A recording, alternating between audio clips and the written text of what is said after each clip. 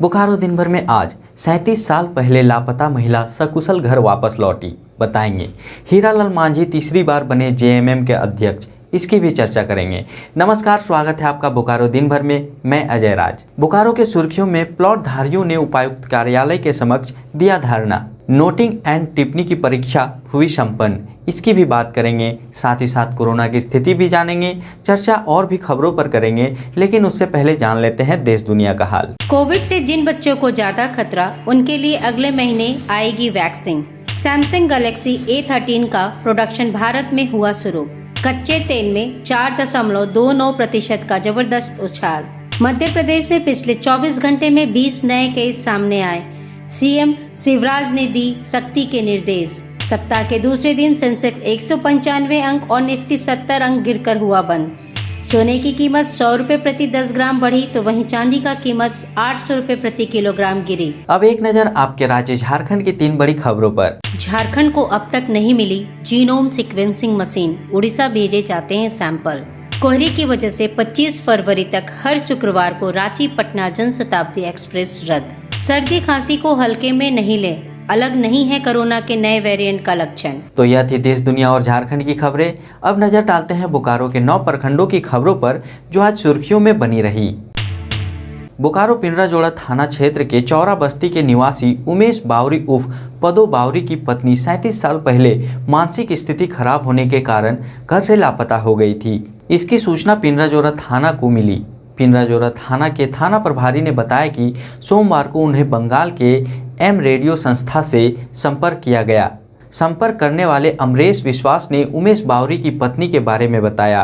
पिंडराजोड़ा थाना पुलिस द्वारा उस महिला को सही सलामत वापस लाया गया है। उमेश बावरी ने पिंडराजोड़ा थाना प्रभारी को बहुत बहुत धन्यवाद दिया। जानकारी तो सर हमको मिला, हमारे जो थाना प्रभारी बड़ाओ हैं उन्होंने हमको काफ़ी मदद की है।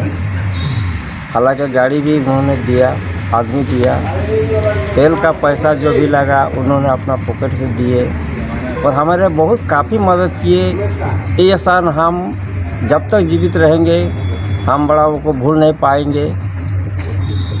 ये मामला है गनु बावरी का है। करीबन आज से 37 साल पहले ये गुम हो गई थी और एक रेडियो हेम रेडियो वेस्ट बंगाल के एक क्लब है जिसके सचिव अमरीश नाथ विश्वास है, वो हमारे थाना में फ़ोन किया और इनका फ़ोटो भेजे और भेजने के बाद ये जो एड्रेस बताई थी, ये अपना एड्रेस बता रही थी कि कुमारदागा है, ग्राम चौरा बस्ती करके।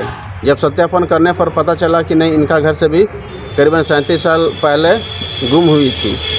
जब इनको मिलान करने के लिए भेजा गया कलकत्ता, इनके पति को और इनके ससुर को भी साथ में भेजा गया, तो ये लोग एक दूसरे से मिले, तो ये लोग एक दूसरे को पहचान लिए और ये आज वापस हम लोग का पिंडराजोड़ा आ गई है और एक दूसरे से मिल करके पति पत्नी बहुत खुश हैं।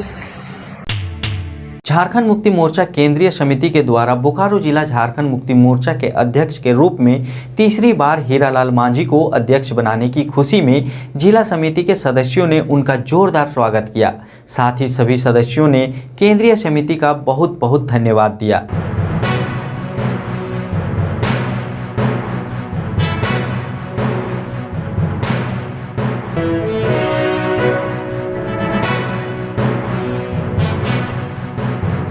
तहे दिल से बोकारो ज़िला का कमान सौंपने के लिए मैं धन्यवाद देता हूं, का शुक्रगुजार करता हूं, आभार प्रकट करता हूं। और निश्चित तौर से जो पार्टी सुप्रीमो ने मुझ पर विश्वास करते हुए तीसरी बार बोकारो ज़िला कमेटी का भार सौंपा है, मैं उसको पूरी ईमानदारी पूर्वक पार्टी को, संगठन को और विस्तार करते हुए, पार्टी कार्यकर्ताओं का सम्मान करते हुए, नेताओं को लेकर के मैं चलने का प्रयास करूंगा।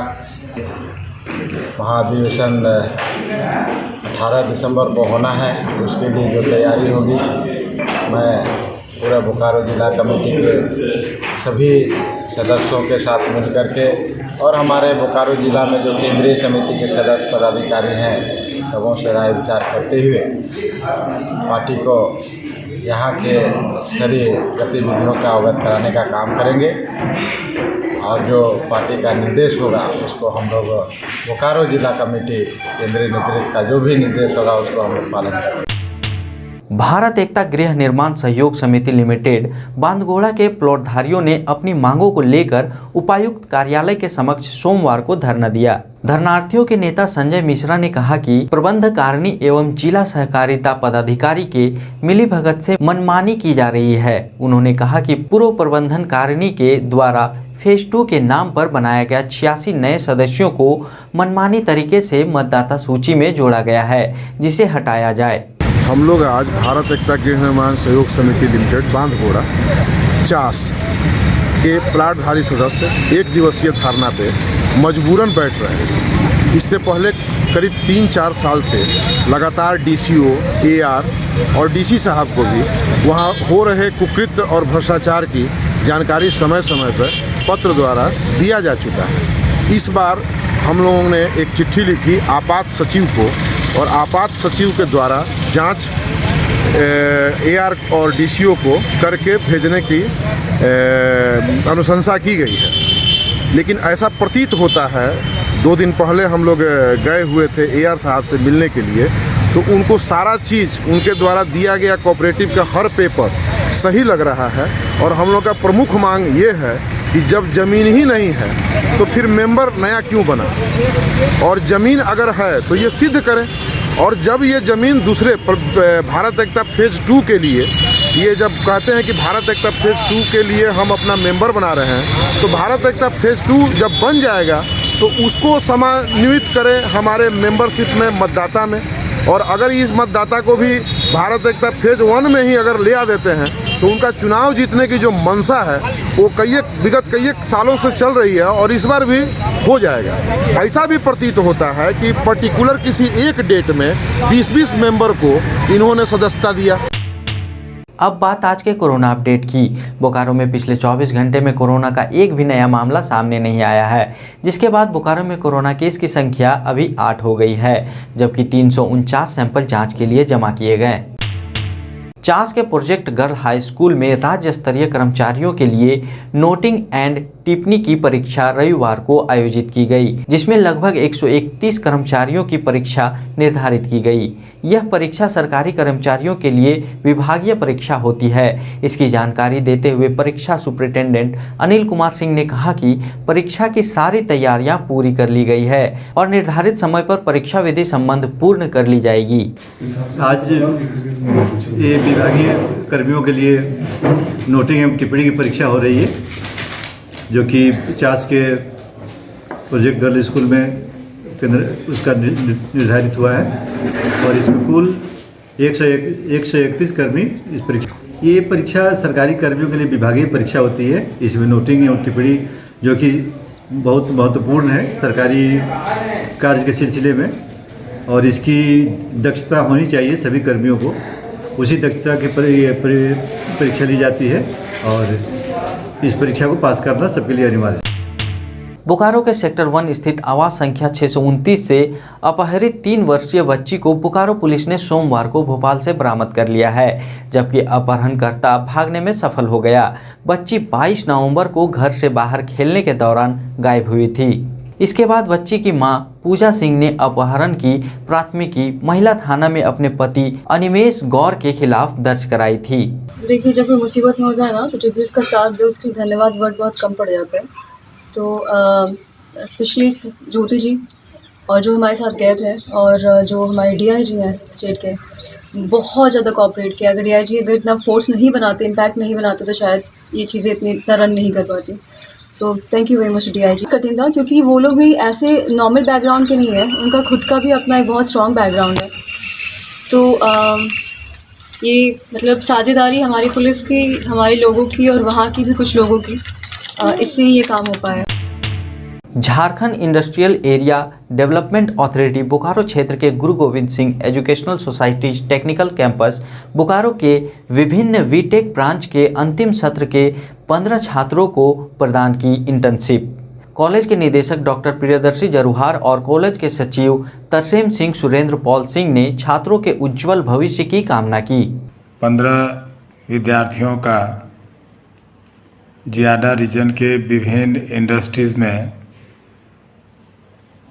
मुख्य रूप से Birla cement, electro steel Medanta group, HPCL और ONGC में इंटर्नशिप ट्रेनिंग प्रोग्राम के अंतर्गत चयन किया गया है।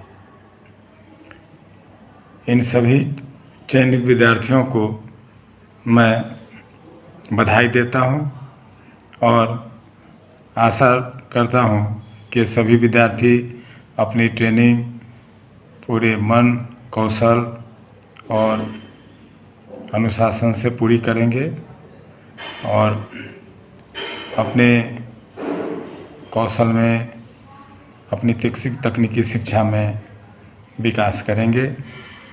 धन्यवाद। अब जान लेते हैं बोकारो जिले का तापमान। मौसम विभाग के अनुसार आज का अधिकतम तापमान 27 डिग्री सेल्सियस और न्यूनतम तापमान 14 डिग्री सेल्सियस रिकॉर्ड किया गया। आज का comment of the day Ajay Hembram द्वारा किया गया है, जिन्होंने 30 नवंबर को बोकारो टाइम्स के यूट्यूब पर यह कमेंट किया था। उन्होंने लिखा है, DY पाटिल स्कूल कहाँ है।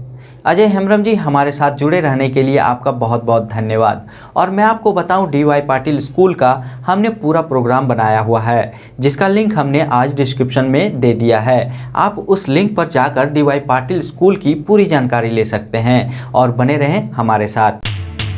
आप अपने आसपास की घटनाएं और समस्याओं को हमें व्हाट्सएप कर सकते हैं। हमारा व्हाट्सएप नंबर है 9334210302। इसी तरह बोकारो के तमाम खबरों को जानने के लिए आप हमारे चैनल बोकारो टाइम्स को लाइक करें, सब्सक्राइब करें और शेयर करें। फिर मिलेंगे बोकारो दिन भर में सोमवार से शुक्रवार रात 8 बजे। तब तक के लिए नमस्कार। बने रहें thetimesmedia.com पर। आप हमें फेसबुक और यूट्यूब पर भी देख सकते हैं।